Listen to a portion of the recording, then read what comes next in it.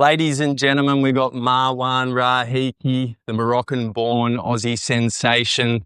Featherweight just got his first contract with the UFC after a crazy win on Dana White Contender Series. How are you, Marwan? Good. How are you?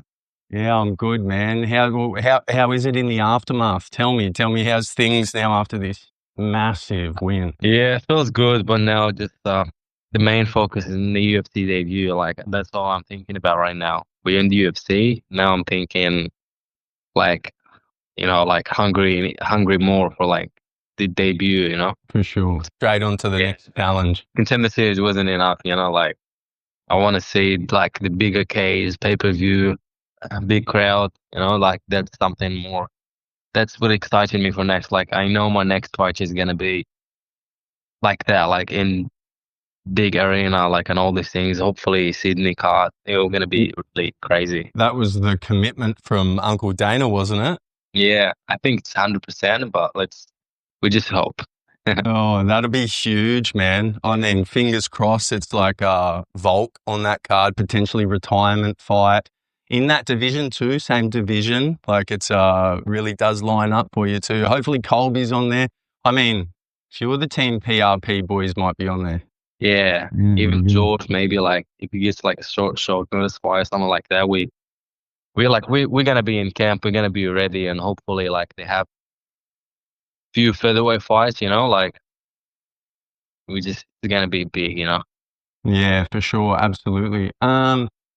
Now, man, can you just, I want to ask you a few questions about the fight. Like, so, man, one thing I want to know is like when you were copping those big shots, like, let's be real here, those were death shots, bro. Like, you came back from that and your mentality wasn't to create distance. It wasn't to back off. It wasn't anything like that. Your mentality was to start going straight on the attack.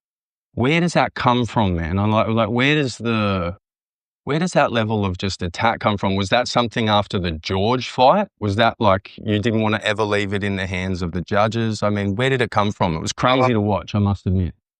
It's my amateur fights. I would never think about the judges or the rounds. I'm there for like to fight to destroy this guy and like to just beat him as soon as possible, as quick as possible with the most spectacular way.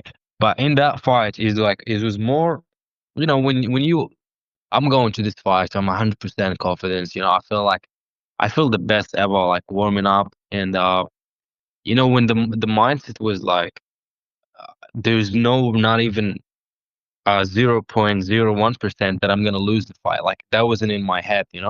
My mind was all thinking, no matter what's gonna happen, I'm gonna win. I'm getting the contract tonight. Like there is no other way. I feel like that was making the non-conscious brain like that's what like really wants. Like you're not even thinking about it anymore. You're just like Yeah. just doing it. I think that's what made me like, okay, I'll get draws, but like I'm thinking I'm gonna win. I go back in my face and like just do what I do because that's what I'm there for. Like that's literally, I'm not there for this guy to get his contract. I'm there for me. Yeah. Oh, I love that, bro. It's like no stone unturned. Yeah.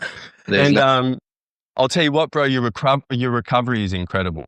Like like not to say just the recovery to come back and win. I'm not saying that. I mean to recover in the speed you did to take out the end of that round. Like by the end of that round, that guy, you'd you'd stolen his will. Like the guy simply had lost. He just thought he was never going to be able to get you out of there. And then that was the best. The best thing can happen for him. It happened, and he couldn't finish me. Well, exactly. He was kind of that first round. He was the best version of him ever because he never faced someone like me, and he got to drop me like that. He got to have me. He finished. He had 9 finishes of I think 5 knockouts and 4 submissions. And he had me like he was in his best, and I was in my worst because no one ever did that to me. And he still like couldn't do this, and I was like, after the first round, like was Luke and George in my corner, like they were telling me, okay, stop throwing the knee. And also like people think they talking shit on the internet, they saying my defense and stuff. It wasn't my defense. I got tricked because this guy's corner, like they speak in French and I understand French, right? He's calling for take him down, because what happened in the fight, the start of the fight, I landed good shots. You know, like one shoot, left hook, spinning back kick was on his face. I'm thinking in my head, like I'm thinking, no, you know what? This is gonna finish now. Like I need one more like clean shot. Because when I hit him, he looked so uncomfortable and he didn't like his reaction was so panicking. And I'm thinking, all right, like I'm gonna finish him now. So his corner calling him to shoot for takedown. I'm thinking, all right, like he's desperate now. He's gonna shoot for takedown. I wanted to go with a knee, and then boom. And that happened twice in the fight. And it's like, You're very aware, aren't you, in there? yeah, yeah. You're super aware. Like, so I remember the last time I've been quiet, you know, like it's very quiet. Like I could hear my corner, I could hear his corner, like you know what I mean? But you're you're particularly aware of what's been going on around you. Because I Yeah. said this last time I did a video on you, man. You really listen to your corner. Like when they shout things out, you're right onto it. It's a big part of it, eh? And crazy to be that in the moment in those firefights and stuff to be able to listen to those things. So yeah, we did it's that pretty cool, man.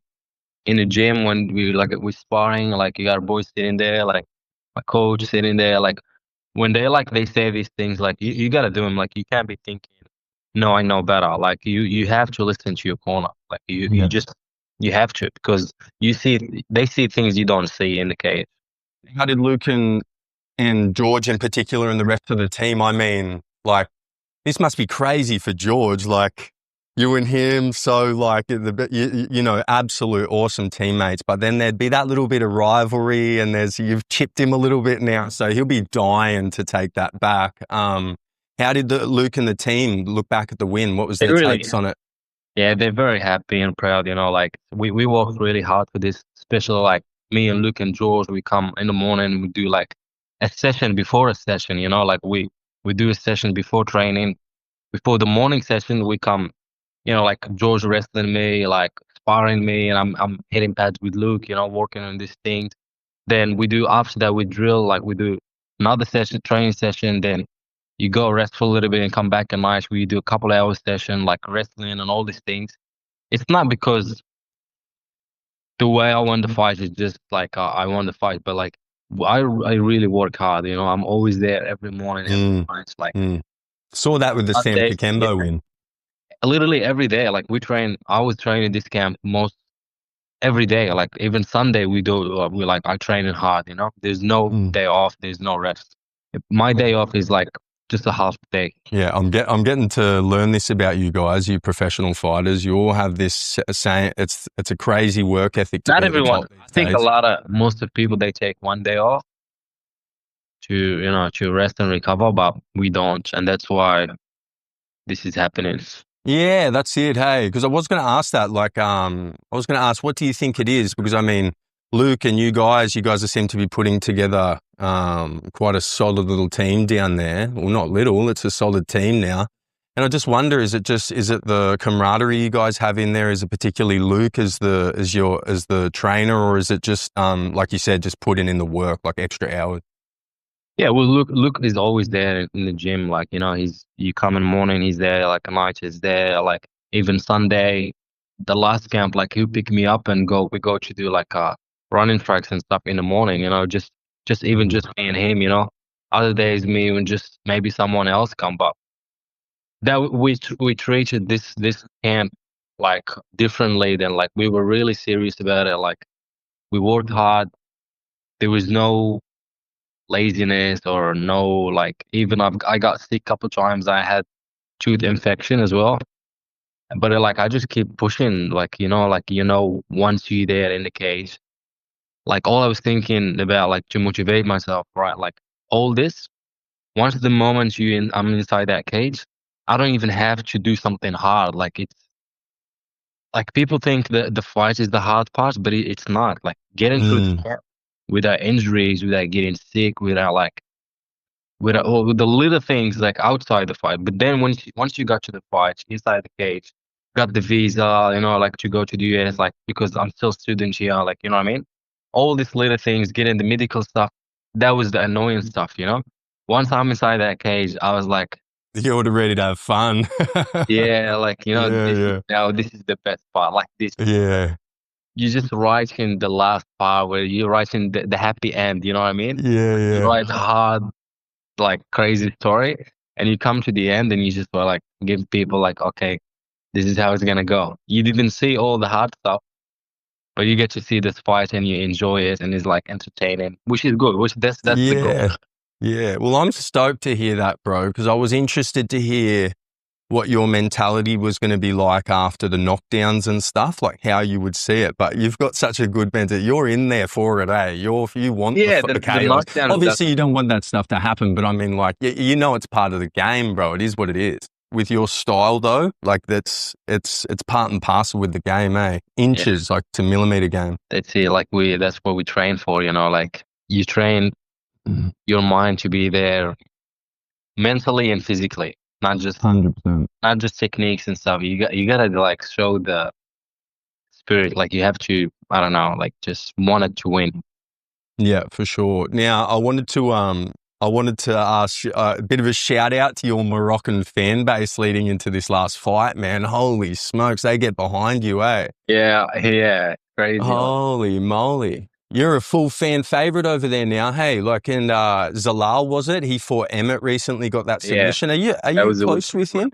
He was there. Yeah, he that was the first time I met him. He came. Okay. He messaged me, and I was like, when you fighting like next week, like I'll be there. And yeah, he came in, and I didn't even know if he actually gonna be there. Like, and I'm walking to the cage, and I hear him screaming, and I can recognize his voice, and it was nice. Like, Yeah. he kept screaming the whole time, you know, like he was. How good is that? Hearing me the whole. Yeah, it was really good. It was nice. And like, what's the Moroccan MMA scene like? Like, are you two guys amongst many, or are you guys sort of trailblazing it there, or what's the situation like? What did you train much MMA back in Morocco? We don't have MMA in Morocco. We don't. There's no. Well, when I left, there was no really like MMA gyms and stuff. But I was training kickboxing, and I was training jiu-jitsu. So maybe yeah, maybe you guys are trailblazing something over there, you and Zalal. Maybe next time you go back there will be MMA gym. Yeah, right now there's people they actually do MMA, and they did this MMA event. I think in September. I'm not sure, but didn't really succeed. People need to understand the MMA. You have to train it because it's not just jiu-jitsu and kickboxing. Like in Morocco, we have really good kickboxing gyms, and like we have good kickboxers, and we have good jiu-jitsu teams right now. But like to put it in MMA, it's not easy. Like it takes years, you know. Like it takes you. I trained jiu-jitsu for about 2 years, and I trained kickboxing for about 7 years, right? And I came to Australia, and I was like in MMA sparring, I was feeling like terrible. Like I do good in jiu-jitsu rounds, like I do alright, and then I do alright in kickboxing rounds. Feel like I'm good, but then when we spar MMA, it's a whole different game, it's a whole different sport. Like going There's on. so many bits between those like two things. Punch, Yeah, you feel like good. You get taken down, you get up, you gassed out, and I'm like, wow, like this is what I need to work on. Yeah, I know all about that. Like I've done boxing mostly in my life, and then in those rare moments that I've had to go with people in BJJ, it's crazy. You breathe when you get taken down, and your breath, like you just lose the weight. It's just a totally different exertion, eh? Yeah. You must love it though, like because I mean you guillotined Sam Kakembo, and I mean Sam's like known for his Brazilian jiu-jitsu. So I mean that's a bit of feather in the cap. Bro, like trust me, even in the contender series, the commentators said Marwan Rahiki made mistakes in his grappling. I don't even know when did that ever happen. Like what are they talking about? Like Kakembo, he's a brown belt, and he took me down. Did you see what happened? He took me down for 2 seconds, and I just X-guarded him, and I swept him. Yes. That's the black belt level stuff they do in the third round, you know? When you're tired, when you're sweaty, and I still get to do this technique. And then I get him by guillotine, and his like modified guillotine or whatever like that is I use. And then the fight with Slop, he's judo black belt, he's jiu-jitsu black belt, like he been training for many years, and I did what I did to him. He took me down, and I got up straight away. So I don't know, people, they think I'm just boxer striker. Like no one's gonna do shit to me on the ground. Like I don't miss jiu-jitsu classes. Like I'm there. I just got my purple belt, and Luke wouldn't give me a purple belt if I wasn't like my level was good. in a purple belt. Yeah. You know what I mean? They don't just give belts. No way. Well, So like I said, like Sam Kikembo is a mighty feather in the cap. Like you can't deny that. That's evidence on tape. You know what I mean? You yeah, can't go back from that. I wonder, like, was you've got you and George, man. I mean, George is high level grappler. George choked out Justin. There's another perfect example. Like he choked out Justin in their original fight. Justin is a very high level. He's an elite grappler. you So get a like you choke guys again. are, yeah, yeah. You expecting a choke again, are I think he's gonna knock him out this time. I don't know. you? Yeah. I I'm mean, look, excited to watch that fight. yeah, me too. I'll say one thing. I cannot imagine Justin not coming into this as prepared as he's ever had because That's gonna be George is big. going to be ready. George is going to be ready to prove a point, bro. Yeah. He's going to be This out to time prove is a the point. table is like, before it was Justin, he had everything to lose, and George was just coming up. He have nothing to lose. He's taking the big challenge, and he's just whatever. But now it's different because he's the big name, and now Justin, he's like, he just Mm, gotta survive this, which is mm. gonna be really crazy. Yeah, it's going to be crazy. You going? You'll be there. Yeah, yeah, for Yeah, I'll sure. be in George's Of corner. course. Of course. Yeah, yeah, absolutely.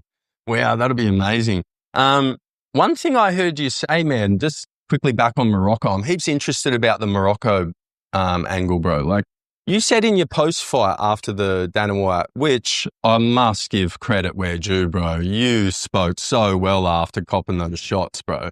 Thank you. Really well, man. Bravo. Take my tip of the hat to that one. But yeah, I'm just like what you said that you were playing soccer and that was like that was the goal when you were younger. You were angling towards a soccer career. Firstly, how close did you get to that? Like how far along in your soccer thing did you get? And what made you make that jump, bro? Obviously, you had the kickboxing background and stuff, but that is a big leap from soccer. Or is soccer a little different in Morocco? Yeah, because well, since I was like 5, 6 years old, like we go and play in the streets, soccer, like, but we also fight as well. Every game we end up fighting each other, like we get like crazy and all these things.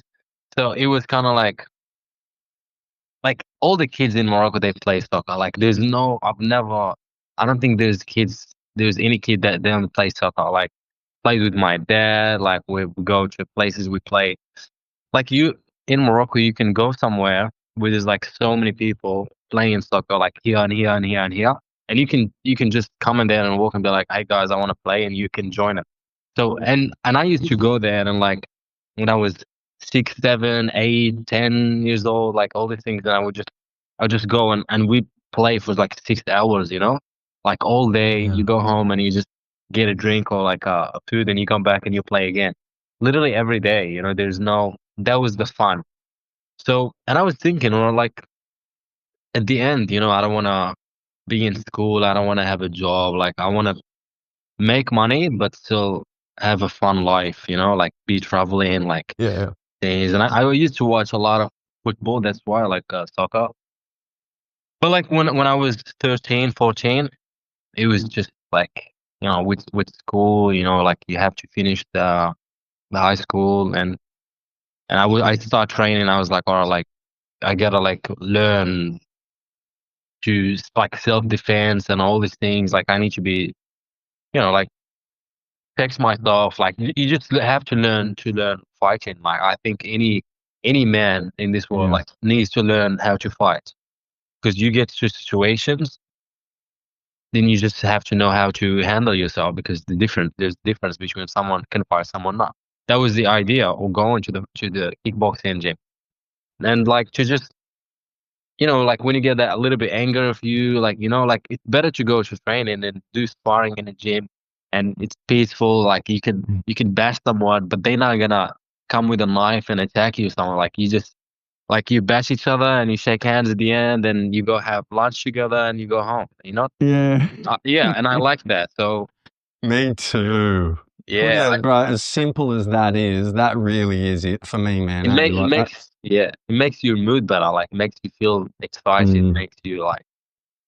But yeah, I after that, feel like without, I feel without training, just to jump in, I feel without, like, I fully agree with that. I feel without training, I don't know, man. I'm more tense. I'm more like I'm easier to conflict in my Yeah. car. My perfect example is when I'm driving in a car. If I'm not training and stuff, man, like I'm just raging at people the way they fucking drive, bro. But Same thing. yes, I Same agree, thing. man. I agree. Uh, I need to get my Important. body tired and exhausted and like train and feel all right, like I did something today, you know? Yeah, 100%. Just get that body drain. Um, And you're up in Cairns, bro? You're up in Cairns, Yeah, having a I bit of like time can. up there with Ryan, PRP, your team PRP, like I mentioned before. What's it like having a brand like PRP behind you, man? Like, And like Ryan has been like the biggest support, you know, like since the start of this year, since my after my Kababas fight, like he's been really looking after me, taking care of a lot of things, you know, like I didn't have that before, you know, like now it's just really good, amazing. Like it's him as the person, like showing the support and stuff, but also like and the brand, like we having a team now, like we're just like a brand that one it's day is gonna cool, see. eh? Yeah, It's like a cool. The team element's cool too, man. Like, remember, like seeing Colby and George and that over at Miami, UFC Miami, hanging out. you gotta pay them, and that's because of him. Like he played a big part of this, since last year since we all knew about him and like Mm. PRP and this. So he made a challenge. Now the fighters they fighting better. They wanna show off more skills and like be more like spectacular and all these things, so they can Mm. get like sponsorship opportunities. It's not just a brand that's gonna give you gloves and free gear, but you actually get paid. Like you get paid for your training, for your like you make like Yes, you know what I mean? Like 100%. it's more professional now, and hopefully even it's gonna get more better for all this generation now coming up. All these fighters like going from amateur to pro, like they see these things and they're like, okay, it's Makes it viable suddenly, eh? yeah Suddenly because it becomes viable. because you have to sacrifice at the start, but you don't have to wait all the way until you do UFC so you can feel great. Like you can have all the support. You can actually just start getting that support once you get two performances good. You attract the sponsors and they come and look after you because you're worth it. Yeah, exactly. Exactly. And I mean, like you guys have got a strong team, man. You guys have got like just featherweights alone. Think about it. You guys have got some big featherweights knocking on the door. You got you, Seb and George. Like you, Seb and George, man. They're all UFC. Basically, you're all like entering the UFC. I mean, it's a strong team, bro. So it's cool. Like Well, I'm loving it. be Yeah. in UFC next year because I'm still not I'm in the UFC, but like still haven't had a fight yet. But you're UFC contracted now, right? Is that how it Yeah, works? yeah. But for me, I'm thinking right, like the Until you debut. That's debut. when I say, okay, I'm in the UFC. Yeah, You know what I it's mean? a good Like, mentality. yeah, like when you get to the first fight and after the first fight, that's you UFC fighter. Right now, I'm in the UFC, but I gotta fight first. Yes. Like Yeah, I'm, yeah, no, I hear that. I hear that. It's like you got to get your first title defense to yeah. be If I didn't get knocked down in the first round, I wouldn't be making a debut like very soon. yeah, yeah, yeah, But yeah. after that, Yeah. yeah. But after that, now we gotta take a little break, you know. For sure. Speaking of professionals, like cuz I mean the sport is so professional these days. Yesterday we had the Tom Aspinall versus Cyril Gahn mix up like with the eye poke. Yeah. All right, so I'm getting into a few little I'm getting into a few fights online, and because what I'm saying is, yeah, I understand from a professional standpoint that eye poke, is quite dangerous to continue on if it was going to impede his vision, especially in the heavyweights. There's so much to lose, like as far as one shot can finish it. And someone did say in the comments that like the last 4 heavyweight champions that have continued on from an eye poke have all been knocked out. So like it does have some credence to it. But what do you reckon, bro? For me, I'm like the heavyweight champ of the UFC. Like that almost transcends the sport a little bit, man. It's like the baddest man on the planet. And for me, I'm just like, come on, bro, like an eye poke. Like I don't know. Like I just feel like you should go out on your shield a little bit as in that position. I understand is very like it's bad and you really can't do much about it. But like you gotta show who you like. If you fight, if you do this for living, and like you really say you're a warrior and all this stuff, you shouldn't give a fuck about IPOC. You know, like Yeah.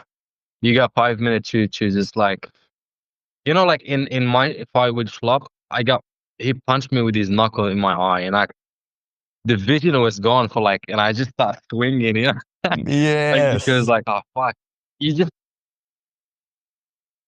with these things with like this like when you get hit in your nuts or like an eye poke. I hope that it never happened with me, but I think you just have to be inside your brain, like your spirit, like you have to be like, I don't give a fuck what's gonna happen in the fights. I'm going there to win. You have to want it to win more than to just, you want to be comfortable, you want to be safe, you want to get your eyes. Yeah. No, these things shouldn't like stop you from going to the fight. Like Yeah. you can lose. Like it's not about because you got eye poke that means you're gonna get knocked out. Because we saw so many times someone get eye poke really bad and they continue to the fight and they end up winning. You just have to figure out how to win. Like that's the thing. Okay, you got eye poke. Back then, there used to be like this warriors that this UFC fighters like me. We compare ourselves like we're warriors in this, but like we have to think back then when there's actually warriors and they have a sword, they lose their arm and they continue the fight because there's no referee. So Yeah. I feel like if you say this is the mindset you're going with, just show it. Like show people, and people is gonna respect you for that. Like if I give an eye poke Yes. and I continue the fight, and if people can see it's bad, I think that's just gonna show the world more, and I was gonna show me with myself more. Like I'm gonna be alright. Like nothing really gonna stop me, even if you kick me Yeah. in my nuts or like eye poke me. I'm gonna finish this person no matter what. That's what I I think. totally agree. I totally agree. That's almost like I was paraphrasing, but like that's almost exactly what I said in my argument. I'm just like, come on, man. Like you got to be prepared a little bit to, if you're going to get into a back and forth war with the goat of the sport, telling him that you're better than him for a year straight and then claiming that you're the reason he left the sport, and then you pull out from an eye poke in the first round, for me, it's just like, that doesn't line up. It doesn't line up for me. You know what I mean? I saw some memes today about like Sergan and eye poked him. He wasn't ready for Jordan, which is true. Like you know, like It is true, man. Do you know what? You can tell me the first thing everybody thought wasn't John Jones would have just been sitting back, cackling, laughing when that happened, bro. Probably on like a throne made of the skulls of the enemies he's killed too. Like, I was going to ask, man, I see on your Instagram a fair bit, and I like to think of myself as a bit of a chef myself. You're into your cooking, eh? It's a bit of a Moroccan thing? no. So because I'm a student here, like I had to go to like school, like culinary school, like kitchen, hospitality management on general. But the last year was about cooking. This year was more like just theory classes, like finance and like you know like more about like money and stuff and management, just management this year. Yeah, yeah. The last year was fun. It was like a lot of cooking. Oh, sweet. Yeah. I thought it was because I thought it was from back home. Yeah. No, I've Yeah. never knew how to cook before. Not really. No way. That's classic. Hey, one last thing before I let you go. Or two last things, actually. Firstly, did I see a picture of you with Ali Abdelaziz on your Instagram? Yeah. What's the go there? Well, he's my manager now. Really? Yeah. No way. When did that happen? I think since July after the fight. No way. That's crazy. That's huge. Although that's kind of the enemy camp a little bit. With who? Islam and bulk. Oh, yeah. Yeah. Nah, he doesn't. Nah, that's huge, bro. That's huge. Congratulations. Thank you, bro. And then one last thing. Any good stories from your trips away with George? Because you've been on a couple now. And you've any fun ones for the fans at home? Nah, not really. I don't know. Because all the times when we went where we was like someone fighting, so we don't nothing like we make sure everything is like no crazy stuff, you know. Yeah. Go there and focus on the fight, you know, like just Nah, that's good. Stay on it. That's the good thing. That's a good thing. Don't yeah. want to be one of those boys going out We have partying on the yeah. When streets the we night go before. for a fight, we act like mature and like serious and like Act. it's a job, Act. it's a mission. You can't like you go on the mission, you gotta like deliver. Yeah, that's good. Yeah, and I'm sure Luke keeps you guys in line. Well, bro, it's been an absolute pleasure having you, man. And definitely have a chat soon. And I'll be waiting to hear. We'll all be waiting to hear, especially your Moroccan fans back home. I can imagine we'll be waiting to hear about February. So we'll keep an ear to the ground soon. Soon, yeah. All right, brother. All right, brother. Take care, Marwan. Good luck, brother. Thanks for having me. Free audio post-production by alphonic.com.